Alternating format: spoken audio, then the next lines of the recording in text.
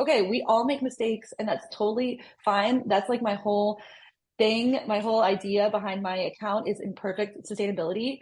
You know, a lot of people are like, well, why should we be sustainable if we can't be like perfect? Like we can't, we still have to do this. We still have to, you know, use cars to go to work. We still like with gas and we still have to do, we still have to buy packaging like in the grocery store. We can't control everything. And the point is not to control everything. It's really just doing what's in our control. Right. So it's like, it's so much more liberating when you see it from that perspective rather than feeling like you're a victim to everything around you. This episode of Grounded in Maine is sponsored by ESG Review. ESG Review magazine is published quarterly in February, May, August, and November and is available for free in print and digital formats. ESG Review is devoted to environmental, social, and governance strategies, technologies, and investments. ESGreview.net is updated every Wednesday with 8 new stories and is home to feature articles, news items, and more. Visit esgreview.net to stay informed and help us spark the collaboration and awareness needed to develop sustainable economies and communities around the world.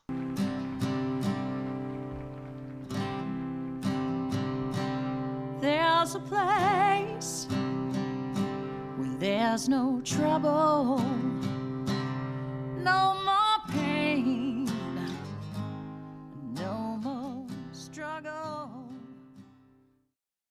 Grounded in Maine podcast is an open conversation about how we show up for the world. I started this podcast out of a desire to learn new ways to be sustainable because the word sustainability is big. It can be overwhelming, and I just wanted to learn, different ways to try to be part of the solution and not feel like it's too late. So I'm talking to people who are doing different things and learning so much. I hope you are too.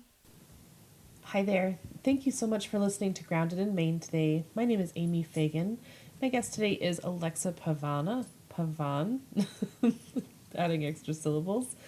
And I am such a fan of Alexa. She has done so much work and so much research, and she just grew up in this super sustainable lifestyle, and she has carried it out into her adulthood. And she is a really, really powerful creator, and she's passionate about sustainability. So of course, I wanted to have her on the podcast. But she's just so nice also. And she did a post last week that I was like, yes, this is exactly why I am following this girl, because she is so real and she knows exactly what she's doing. So I just love it. I love all of it that she's doing. She's going to be so embarrassed to hear this, but I just think she's awesome, and she's entertaining, and she's real. She does so many things, but she also is not afraid to say, I made a mistake. This was not the best choice. So I think she's real, and I'm all about real these days. So I hope that you enjoy this episode with Alexa. Definitely give her a follow. So her Instagram handle is Going Green with Alexa. Is it Going Green or Go Green? Oh gosh. It'll be in the show notes because I can't remember. It's either Go Green or Going Green with Alexa. But awesome creator. She does so much stuff. And it's all so helpful. I mean, she talks about container gardening, even with her tropical plants, and she talks about reef-safe sunscreen and safe sunscreen in general, and all the labels that are weird, and what we can do to be more powerful as a people, like united. And there's just so much, and it was just so good. So I hope you guys enjoy this. Please share it with somebody that you think would enjoy this.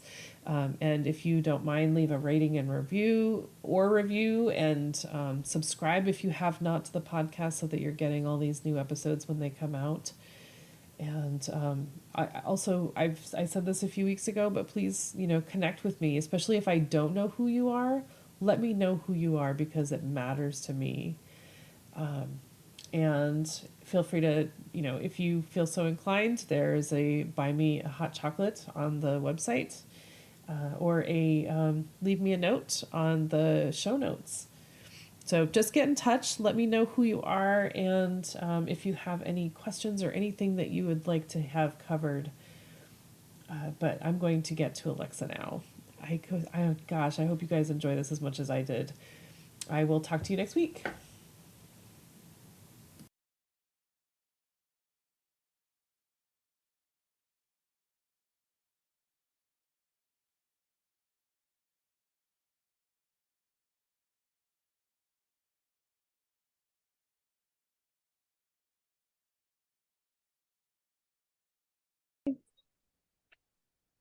Oh my gosh.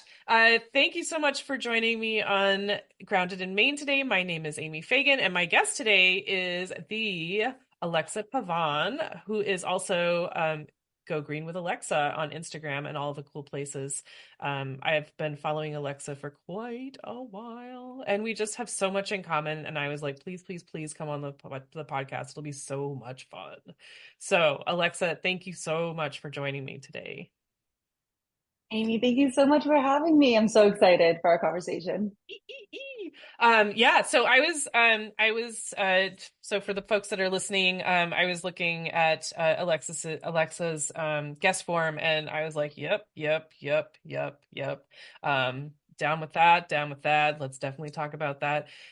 She just stands for so many things that I am also very passionate about, and she is doing some really cool stuff.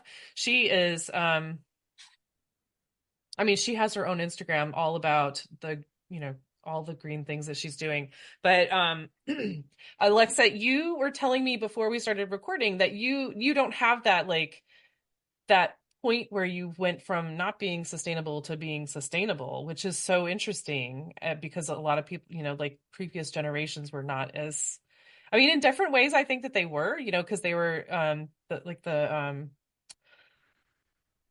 the Great Depression, people were very big on saving everything and growing their own and making their own food and stuff. But then, World War II, things happened, and conveniences made such a big difference in the world.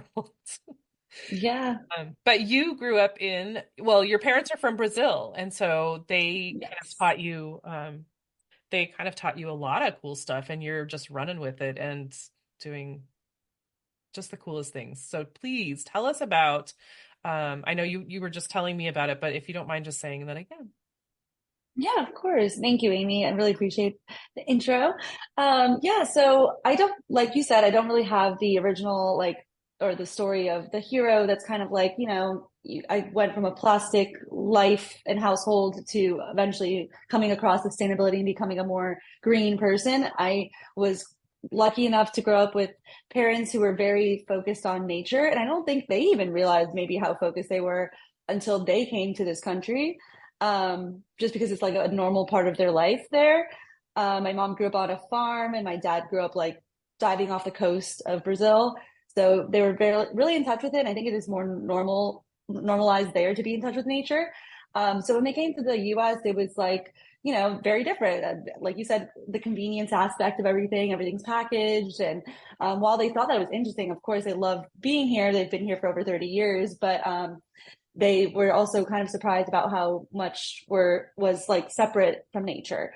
And like we grew up composting, for instance. That was a big part of our household. Our trash can in our kitchen is very tiny.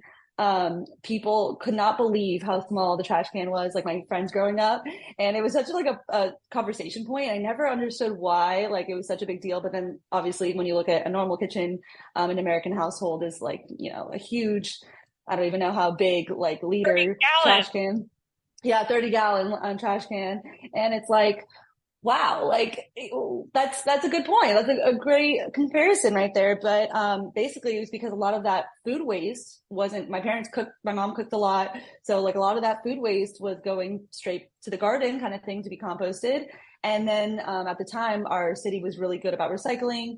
Not so great anymore, but they were really good at the time. So it was a lot of it being recycled. And I will say, not everything was in plastic when I was growing up, as it is now. Not as much, I guess.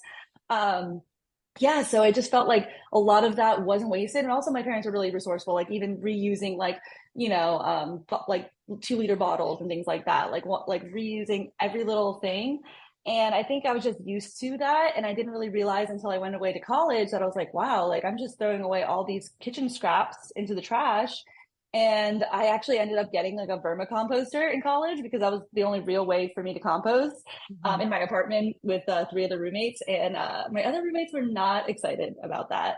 They were really freaked out about the worms. And I used to like make my own like products, like um, toothpaste and deodorant, things like that. And they were just like, why are you spending your time doing this? Who Because I was are also a you? pre-med major. Yeah.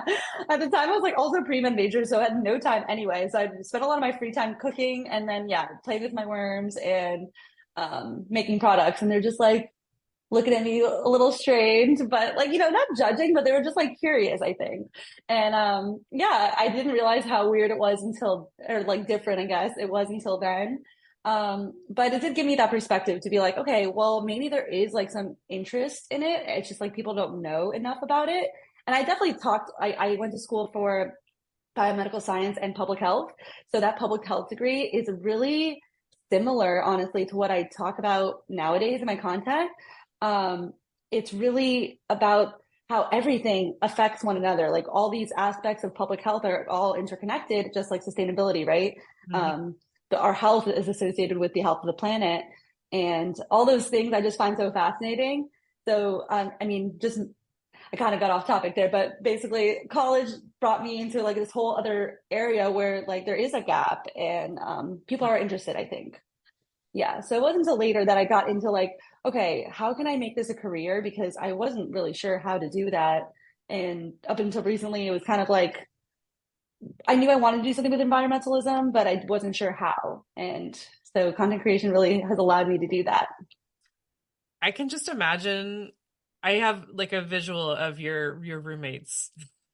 Uh, and then I want to, so you had a worm compost, and were they like grossed out to even after they? I mean, I'm just thinking like I have a worm compost bin, and you would not know it because it doesn't smell. Right. Yeah. I mean, I think they were just like, it was just the idea of it. Like, there's worms in the house. And then I also had a roommate after college that felt the same way, was like, oh, but they're going to be inside the house. I mean, they're contained in a box. So I don't know. I think it's just the idea. I think in the US too, another thing that I noticed a lot growing up, because I used to play with worms in the garden. And my mom even said the other day, she's like, I never tried to like deter you from that because I never wanted you to think it was weird to Right. play with worms. But she's like, but she said in her mind, she was wondering like, oh, why are they playing with, like they have no like inhibitions basically.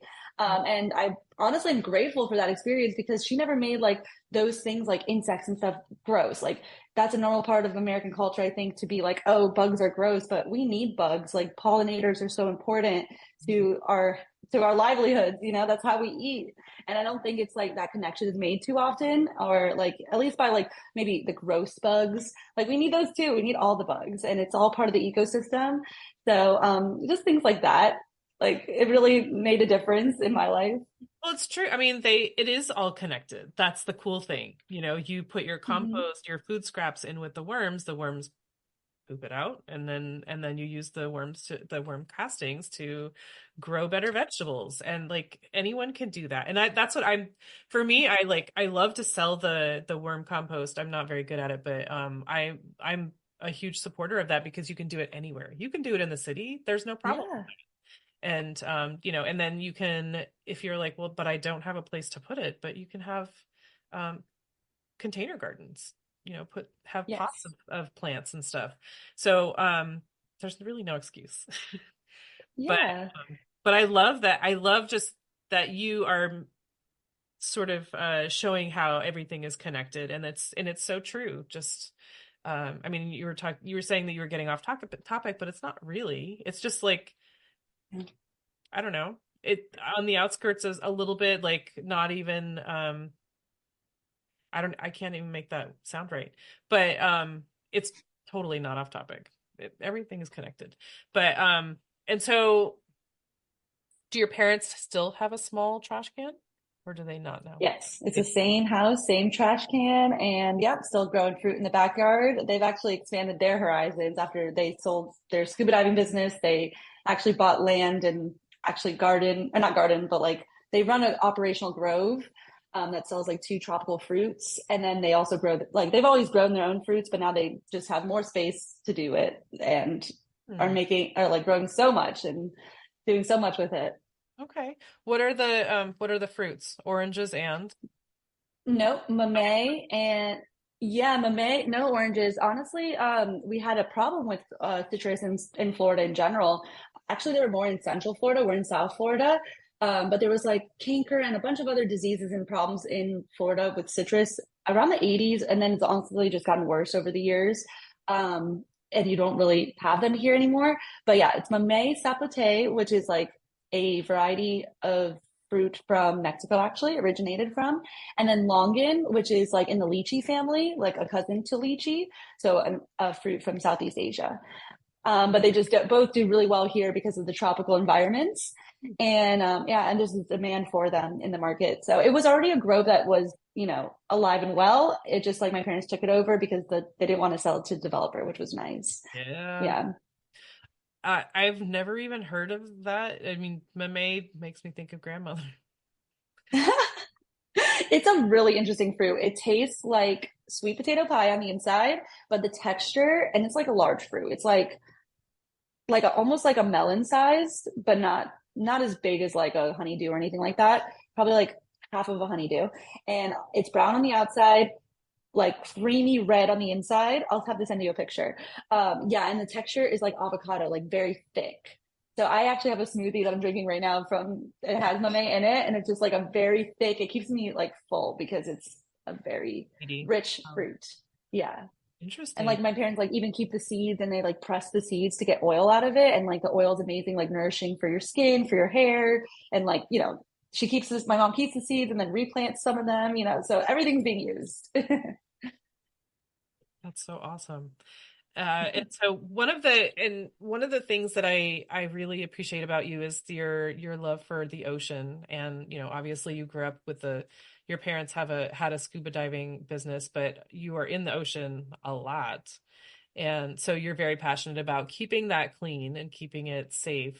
Um, and so what are your thoughts on that? I know you obviously have thoughts on everything, which is why we're here, but do you want to talk about that? um, yeah, I will say I love the ocean, everything about the ocean. I think what's not talked about enough is that regardless of where you live in, the world, but especially in the US, like there are plenty of landlocked states, but that doesn't mean that those states are not affecting the coastal regions, or like let's say your trash and your sewage and all these other, human things that we do are affecting the ocean quality. Um, and even just like lakes and stuff, rivers, a lot of these things are connected in some way. And even more so, it's connected by soil and the, greater landmass. But like what we do, if there's one thing I want everyone to take away is that regardless if you live on the coast or in a landlocked state, what you do is affecting the ocean. Mm. Like the products you're using on your body, that's going to run off into the shower and go into a water treatment facility. And some of that water is being treated, some of it is being dumped, back into the ocean. So there's just a lot of things we need to consider and also like what is important to know is that if it's harmful for the ocean, there's a good chance it's harmful for us too. Mhm. Because, like we said, everything's connected. We are nature. So, it's a lot of like if you're improving your own health, you're also improving the environment Right. in turn. And I want to just not back up, but add to that because I know you had a post not too long ago about sunscreen. Yes. And so you were talking about what's safe for the ocean, and so if you want to just talk about sunscreen a little bit, because when you're on the ocean, you need sunscreen because Yes. that sun is much Um, stronger with the reflection on the water. Absolutely. And in general, like, even if you're not on the ocean, you're still probably going to use some sunscreen. So it's really important that you realize the ingredients that are being used in sunscreen. The thing is that, packaging, the labels that are on packaging, let's say, terms like natural, that doesn't really have a definition. So things like reef safe actually don't have a definition either. Although I do still use the term reef safe, what I consider to be reef safe is what scientists have deemed non-nano zinc oxide, non-nano titanium dioxide, basically two mineral sunscreen ingredients that are actually physical barriers, not chemical barriers for sunscreen. That's the most important thing, is that like there is no chemically safe sunscreen available. There's a potential, of course, of things being discovered or created or whatever. But as of right now, there's only two that we know of that is truly safe, and those are the non-nano varieties of the zinc oxide, titanium dioxide. Anything else, if it's like oxybenzoate, there's avobenzate, like so many different, I can send you the list to put in the show notes, but basically it's like a list of almost unpronounceable words, and those are harming our coral reefs, more importantly. So coral reefs are super delicate, and Florida has the third largest barrier reef in the world and the largest in the continental US. So the thing is that, yeah, and although coral reefs are not like, they only take up less than 1% of the ocean floor, but they actually house 25% of all marine life. So, a quarter of all the marine life that we love, like, turtles, sharks, all these fish, all these amazing things, even if you enjoy seafood, lobster, all these things, they all live in these reefs.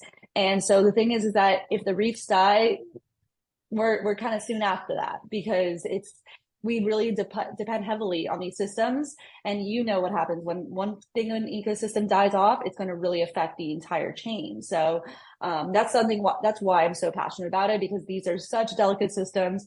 And although I'm not trying to say that switching your sunscreen is going to just solve all the problems in the world and coral reefs, not, but what it is going to do is cause you to be more conscientious about what you're purchasing and what you're putting on your body.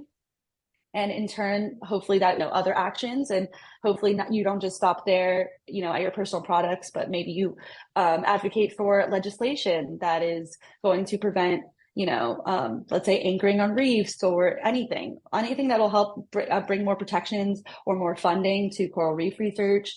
All of that can help. So, like I said, everything's related, but like back to the sunscreen, that's just one thing we could do as an individual to take charge of the situation. And like I said, if it's affecting the reefs, it's affecting us. So why don't we want to just like hit both at once and make a better choice for us and the planet? If you don't want to wear sunscreen, I recommend using like a sun shirt, like UPF sun shirts that are very popular in Florida, at least. And I'm sure other people could use them too. Basically, like, it's a physical barrier that you don't have to put slathering something on your body. It's like, that's another option.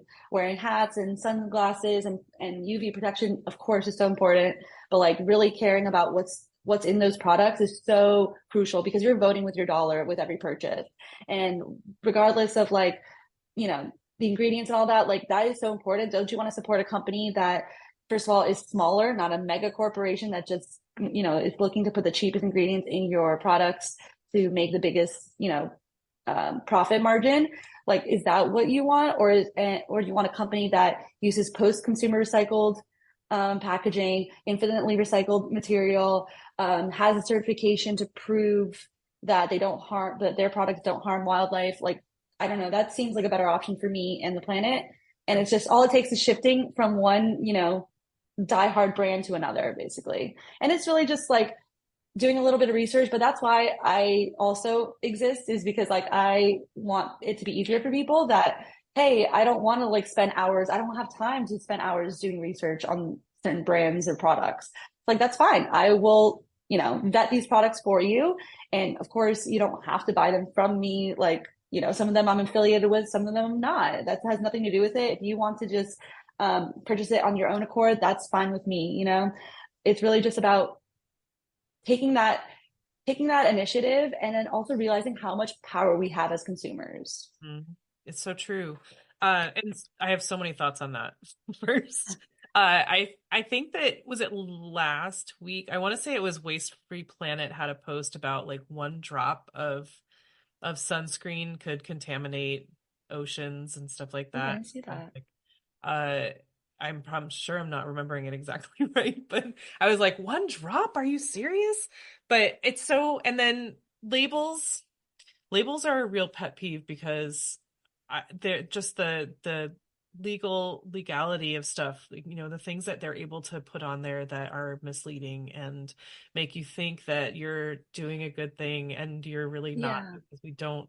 because we're not all scientists, and they're using these chemicals that we don't, I have the same problem with like shampoo bars. Like Yes. I can't buy a shampoo bar that I don't know what the ingredients are.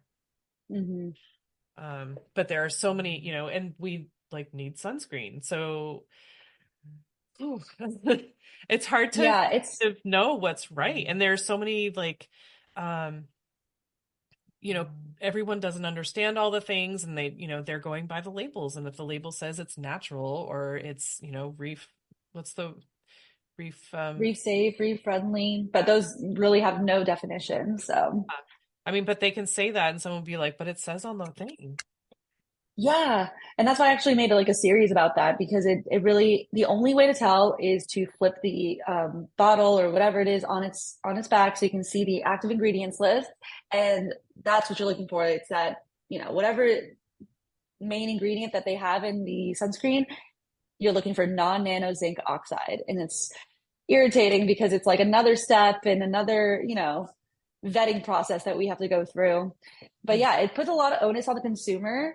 But the fact of the matter is that that's our society. Like there's good and bad with it because it also allows more people to enter the market, of course, which is great for the economy. But then there's also the downsides of less regulation or not as rigid regulation. Right. And just, yes, the things that slide through are just it's so frustrating because you feel like you're doing something good and you're not. And Yeah, oh gosh.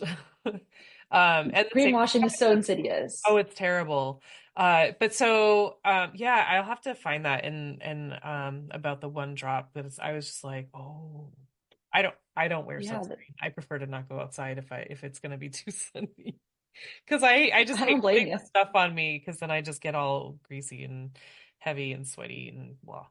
Um, I also don't like to get burned, which I do because I'm very, very light. But so when you had touched on one of the other things that I really appreciate about you is the individual choices and community advocacy. But like, it does matter. It does matter what we're buying, what we're putting on, what we're wearing in the ocean, that type of thing.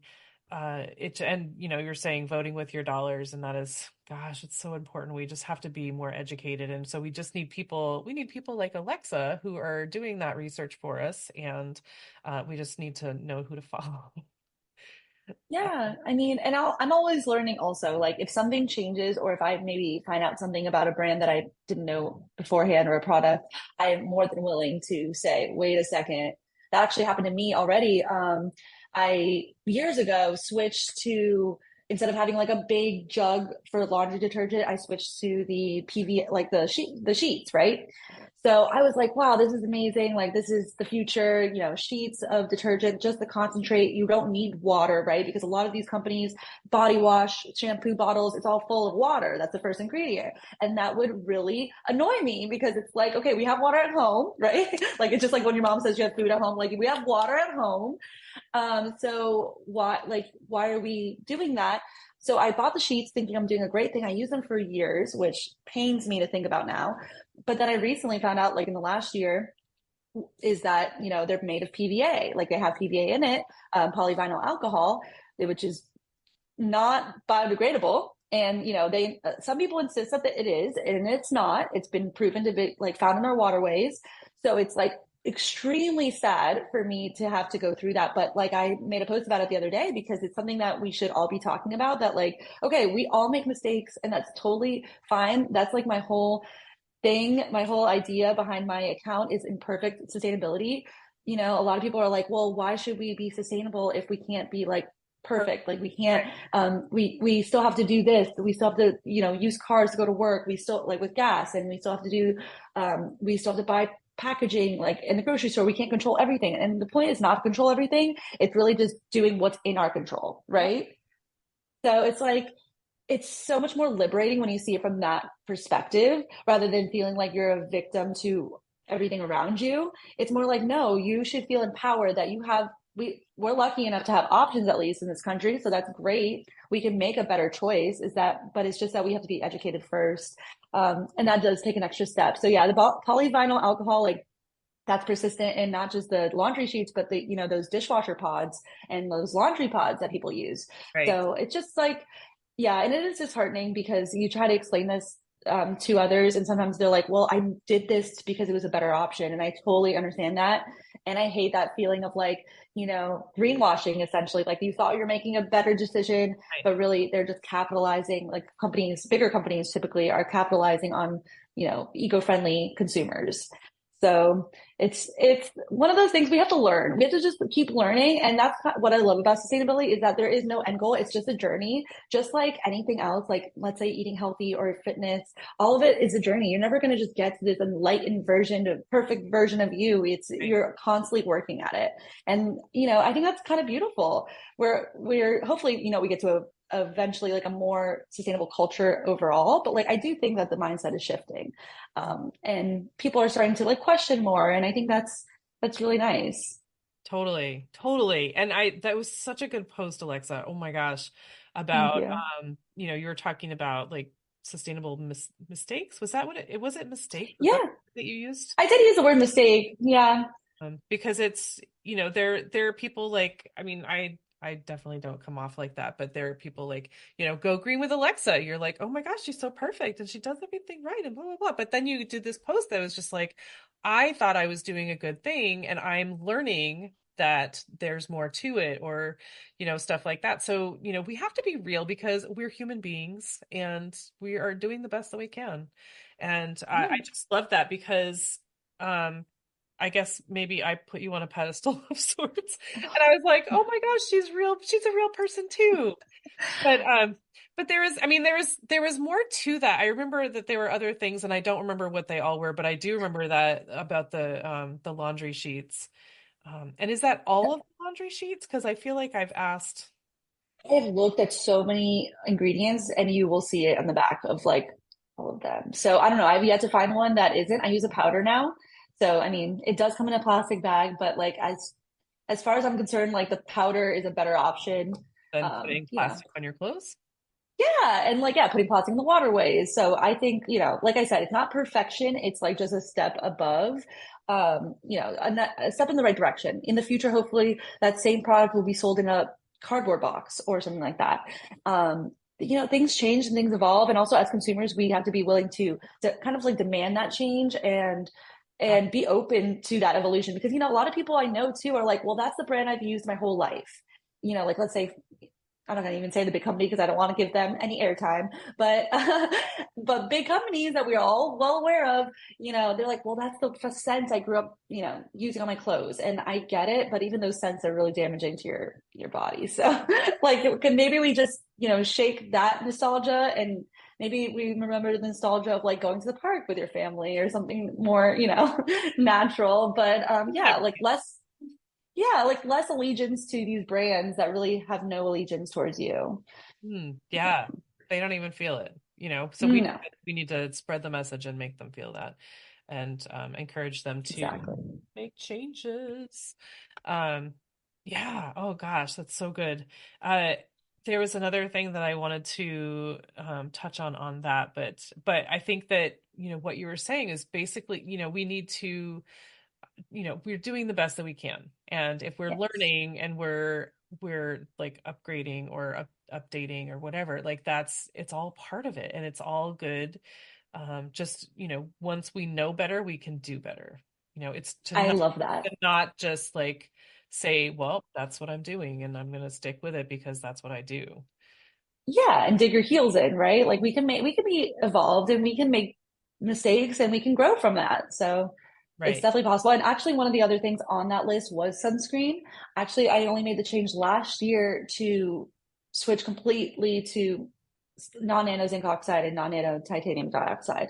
It's something I didn't know about. I grew up in the ocean, and it's something that it's not even talked about here like enough, like in South Florida where everyone's putting it on all the time. It's even people who are in the sustainability community didn't realize that. So it's just one of those things that it's like we don't question it until we realize there's a problem, obviously. Right. But now I see more and more momentum around it. So it's just honestly, I feel comfortable admitting that I was wrong there, and it hurts me to look back on it, like cringe, but it's also like, come on, I can be better. Right. Well, now you know, and you've changed, Yes, and that's the important, that's the message. We exactly. we do the best that we can with what we have and what we know, Hmm. and then when we learn more, we do better. Yeah. But so I love, oh my gosh, I love that. Everything, oh my gosh, I'm loving it all. But and so another thing that I wanted to touch on that you do, or that you have a lot to say about is eliminating plastic. And you said room by room because whew, it's such a big, it's a big change. It's a big change for a lot of people. And so room by room is not like getting rid of everything all in. Right. Oh, yeah, exactly. It's such a daunting task to say you want to eliminate. Like, I don't even use the term like zero waste because I don't actually believe that exists. So I think my direction is more like low waste. And starting with eliminating plastic, just because for one, we don't want to contribute to that cycle anymore. There are obviously, we lived many hundreds of years without plastic, and humans have lived without plastic for a long time. So we can go back to that. I fully believe that. So it's really just getting a handle on what we have that's plastic, kind of becoming aware first, and then just making simple swaps over time. And I totally understand that it can be overwhelming financially to make these changes. So that's why I just say room by room. And I always say start with the kitchen, just because that's like the place where all your, food is coming in contact with your, your Yeah. body essentially. Yeah, you're ingesting that plastic in some way. So, some simple things like switching out your utensils, like instead of having like plastic utensils to stir your food, you're going to use wood or bamboo, some kind of natural fiber, switching your cutting boards from plastic to bamboo or natural fibers. Looking at your detergents, like what you're using soap wise, and like your sponge, or switching it from your sponge to like a brush, and really just thinking about those like little things where you can just not include plastic, because unfortunately plastic sheds, and so it Especially when it's has it, yeah, especially when it's heated, but like especially when you're like cutting things, like I don't think people realize how much your cutting board is like it's leaving microplastics in your food. So it's just another way not to contribute to the system of plastic, right? We want to try like to eliminate the, further purchasing, not just of single use plastics, but I think even the plastics that you use daily. Um, and just going by room seems a little less daunting, at least in my opinion. Starting with the kitchen, and then I like to go to the bathroom and be like, okay, well, I think shampoo bars and shampoo or conditioner bars and soap bars rather than body wash kind of thing are three great places to start, because honestly, like I have really long hair, to be honest, and a lot of people tell me like, well, it doesn't work for my hair, and I totally get that. I think it's a trial and error thing, kind of like shampoo and conditioner is normally. Um, you got to find what works for you, but really the actual use of it is fundamentally easier, I think, than dealing with. Actually, I made a swap recently, and it's one swap that I was so resistant to make, which is really funny that yes, I have resistance to swaps as well. Um, Toothpaste tablets. So it was like, this is something that I've realized recently, that I was like, okay, I don't need to have any plastic in my house, or like in my bathroom especially, but the toothpaste tablet, it's so annoying to fidget with your tube, and it gets like everywhere, and it's gross, and that liquid is just it gets in the sink and things like that. You don't have to worry about any of that with a toothpaste tablet. And I thought, oh, it's going to be a little weird, like chewing your toothpaste essentially before you use it. But honestly, it's not weird at all. And I actually love the convenience. It's more convenient, in my opinion, to just pop the tablet in your mouth. It's like a, pre-sized amount, and it's easier. And I was actually remarking with my husband, I was like, wow, like nowadays that we travel, like if we're traveling by airline, we don't have to worry about like a tube of toothpaste exploding or a shampoo thing spilling. I'm like, that's like almost like an antiquated problem Right. because yeah, like why would you have to even deal with that when that's not something we have to Right. compromise on anymore, you Well, know? and with you have to have like the tiniest toothpaste size because for flossing Yes. stuff like that. Yeah. And this thing, you bring the full size shampoo bar, full size like tablets, like, like it's crazy. Yeah, I make my own tooth powder. I love that. I did that in college. I hate the tubes. Right, you did. And you were made fun of. It's all It builds character. right. Uh, yes. But I think that is, yeah. And I had a guest on in my first year, Rebecca, and she was saying that she did that. She started with her kitchen, and she was like, paper Okay. towels like they're such a hassle. And so that was the first thing that she ditched, and she got the Oh, unpaper towels. wow. And she was like, I still have them. They're under a cabinet, like they're out of sight. So you're gonna Same.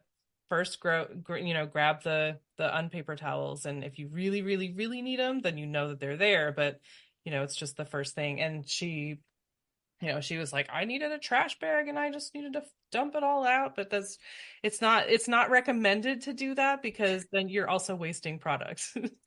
So Right. So use that's what you have. Yes, that's what I always say. Use what you have, and then when you're like halfway done with your product, start not even start, like make sure you have your option available and buy that before you finish the other one. And so like when you do finish it, you're just ready to replace it with that new and improved product. And you don't feel that like it's almost like a harder more resistance when you wait and you're like, okay, now you're scrambling and you're like, okay, I don't know what I should do next. Okay, let me just buy what I always buy. So it's Right. like just buy it ahead of time. Right. Oh my gosh, yes, absolutely. And then another thing that you had touched on actually, but I just I'm a business owner, so I will always promote, but you said shopping small, and because I know you did say, the business that shall not be named. Um, but if you shop small, not only do you know exactly what's in there, you can talk to them sometimes, and Yeah, and you're making a difference for them. Where as those big absolutely. companies, they don't even know you. Right. And I just think that I can't think of one pro of shopping, even the convenience thing, like I don't even see that as a pro, um, because there is a cost to convenience of any form. But I think that like, I mean, I know I'm partial. I grew up in a small business, but just being part of someone's dream and like supporting them on their journey is so much more influential than it is for that billionaire that's already like, they don't even notice if you stop buying from them. They have, millions of other consumers that are going to keep buying, unfortunately. But like obviously over time, hopefully less and less. But supporting a small business is just like that is how the US became so incredible is having all these small business owners from all different walks of life like funding their dreams and working together. And that's where that community aspect also comes into play. We really want to see our communities thrive. That's the best way is to support local businesses because they're the ones helping the community directly. All that money is going into the economy there. And why not just help a small business like a family or a single person, like anybody? Like it's such a direct transfer of support and resources that it's a no-brainer in my opinion. Right. I don't know what the resistance is necessarily to small business shopping. I think maybe part of it is convenience, but I don't think people realize how impactful it can really be for that person. For us, it's just making a purchase, but for them, for the small business we're supporting, it means the world. So Right. I mean, I actually, because I have a jam business, and whenever I had a jam order, I would write up a card, and I would always say, thank you so oh, much for supporting the small business. I said, it really means the world. oh. And I always send that, at least with a first order. Yeah. But I No, just, that's so nice. Like there's a human behind all of it. It's not being automated in the factory. And I think that's so beautiful. Like that's what we need to support more of. right, Yeah. And these people pour into the community. Like they help clean up the spaces and try to make it a better situation. So I think that it's something we should consider that, okay, if I want to buy this toothpaste, can I buy it from a small business? If I want to buy, some clothes, can I buy it from a small boutique instead of like a fast fashion brand? Like that is a huge impact on the environment that you're preventing by shopping small, and you're just helping someone live out their dreams. So it's like it's such a double whammy of goodness. Right? Oh my gosh. Yeah. And you just feel good by helping. Yeah. I mean, when I don't get a lot of feedback on those cards, but I'm just like, I just want them to know how much it actually matters. And I hope that like sticks with them for forever. Oh, yeah. Like, I made a difference in someone's life just by buying something that they made. Absolutely. And it's like that love that's poured into it, and just knowing that it's actually directly supporting you, because unfortunately I don't think a lot of people know is that these giant corporations are owned by like three or four different investment firms, Right. private equity firms. And I think that like, why are we going to keep supporting these few, giant corporations when we could be supporting the average neighbor that we have, like the person that's more like you and me than anything else. Like we don't have anything in common with these, mega corporation leaders. We have something in common with each other. Yes, that is very true. Uh, oh my gosh.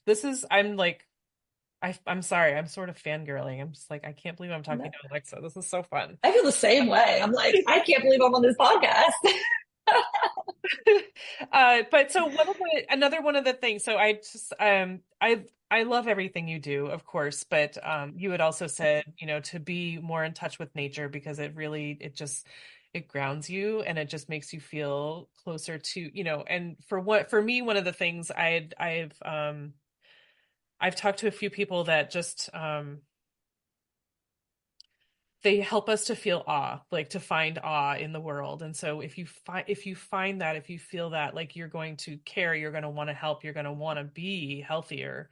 And so I love that you say that, and that's so important to you. Of course, you grew up with a diving business, but I I want to hear your thoughts on that because I'm not being graceful.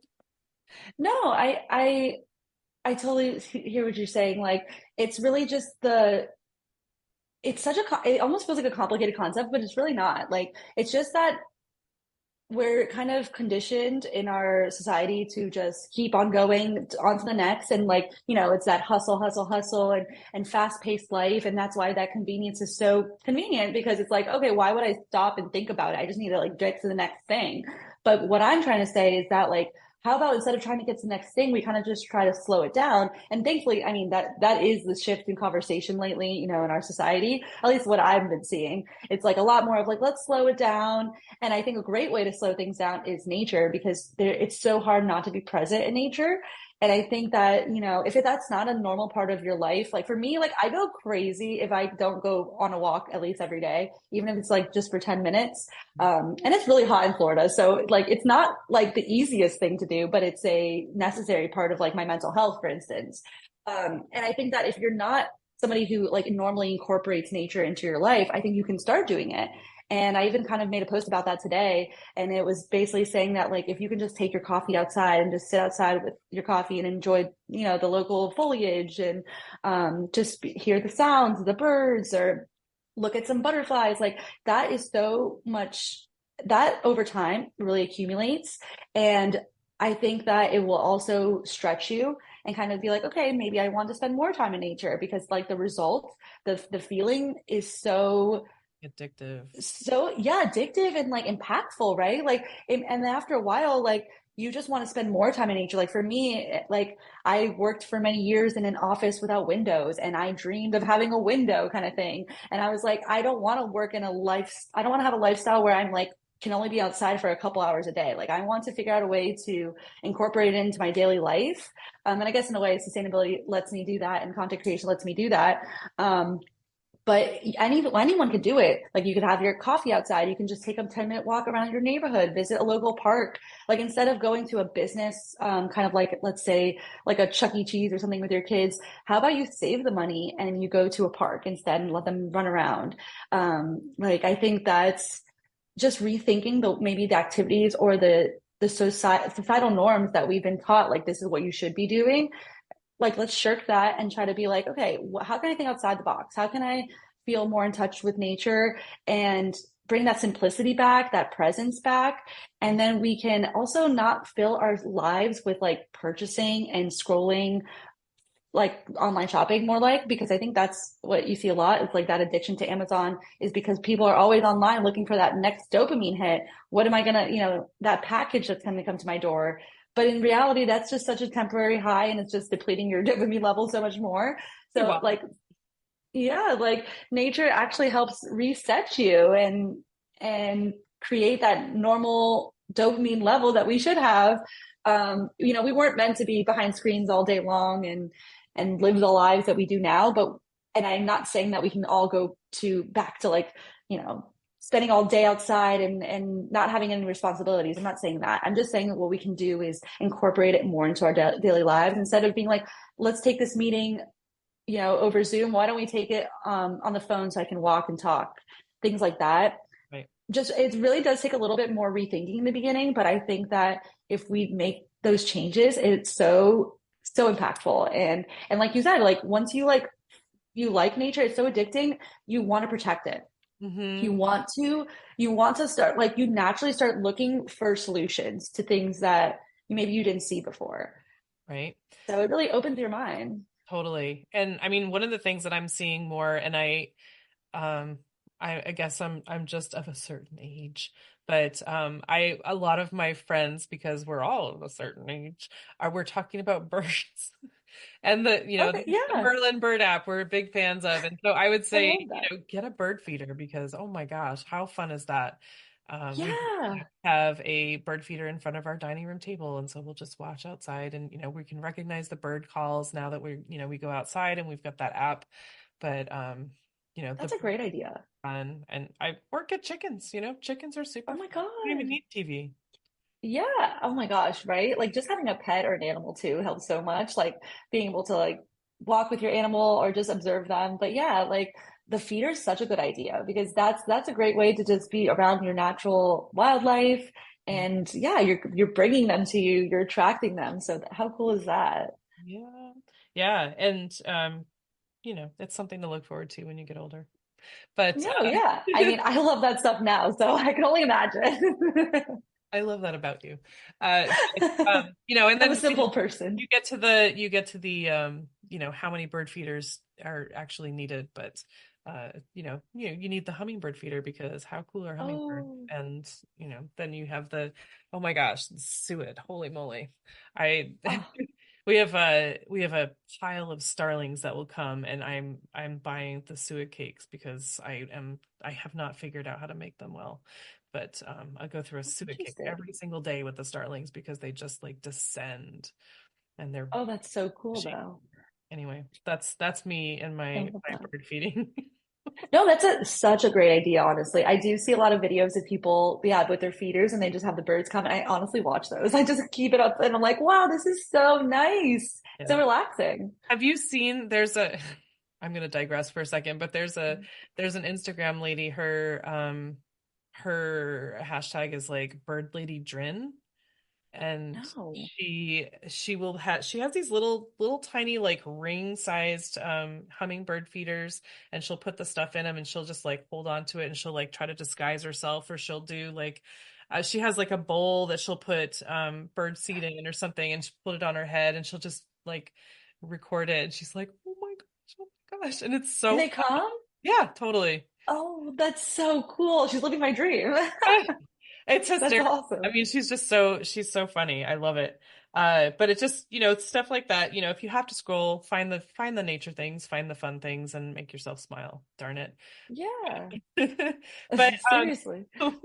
we have too much. There's too much heavy in the world. We just gotta, bring it down a little bit. But so I know you have lots of thoughts on this, Alexa. But when I say the word sustainability, what do you got? Yeah. When I think about sustainability, I just think about using less. Like my goal is how can I wash less? How can I use less? How can I require less? Because I think in our culture of more, more, more, it's so easy to get caught up in that. And I think that it, like when, we talked about swaps and changing out those products, those plastics and things like that. But I think in the end of the day, if you want to be a sustainable person, all you have to do is buy less, wash less, do less. Like it's so crazy that like just that opting out, or that just not choosing to be part of the system as much anymore is so impactful, and it can really make a huge difference. And I think once you start realizing how, like, if you start just scaling it back to less, you'll realize how little you actually need as far as like, what the messaging we're receiving. We're receiving this messaging that's like, you need the next thing and the next thing and keep going and going. It's just like an endless cycle. But in reality, it's like, no, I'm in charge here. And I don't even need that. Like, it's just somebody telling me I need that. And it's putting the control back in your hands. And I think that's what sustainability is to me. It's like, how can we use the resources we already have and not keep producing just for the sake of producing. Mm-hmm. Yeah, totally. And I always try to throw this in, but just being mindful, like how does this enrich my life? Like, will this enrich Yes. my life? When you think Yes. about buying things. And that's all I have to say. Yeah, and where it will end up, right? Because we have to think about the end of life, like what's going to happen when I'm done using this thing. That's something we need to start considering a little bit more, or just like being creative about the ways we can reuse it. Mm-hmm. Oh my goodness. Okay, so Alexa, how are you findable? Yes, I'm very active on Go Green with Alexa. It's all together, Go Green with Alexa, on Instagram and on TikTok. And you can find me on my website, gogreenwithalexa.com. And yeah, and you can find me. Hopefully, I'll be putting out new projects in the future. But yeah, if you follow me on those two places, you'll see it.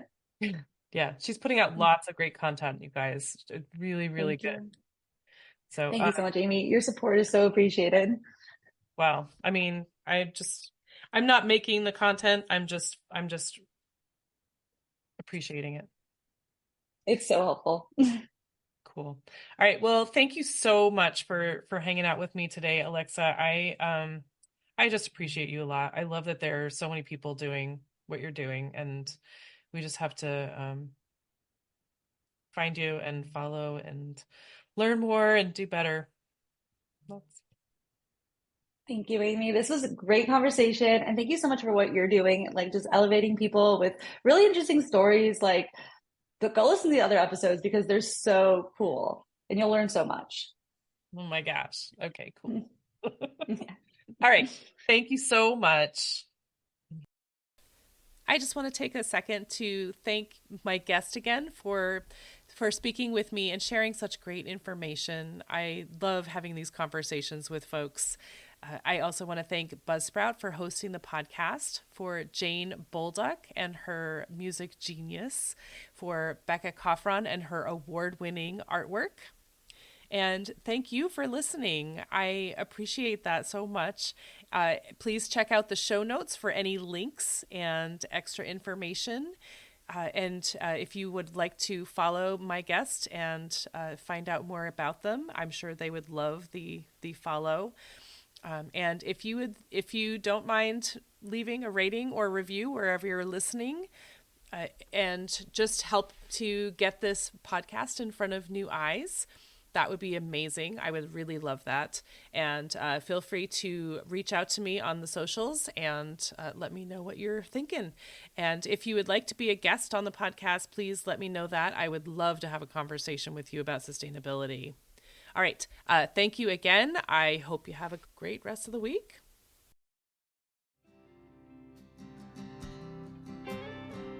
There'll come a day, my mama told me, when I find love to have and hold me, a heart that's strong and so sincere.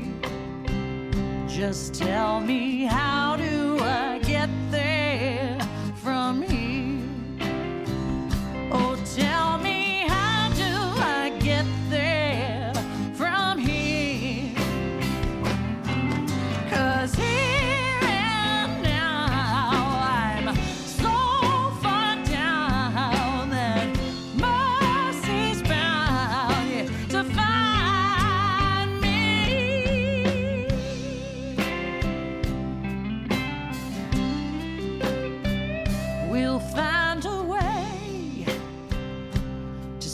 the sickness, will heal the age, with sweet forgiveness. Wages of war will disappear. Just tell me, how do I get there from here? I wonder, how do I get there from here? Yeah, 'cause here now I'm so far down, and mercy's bound, yeah, to find me.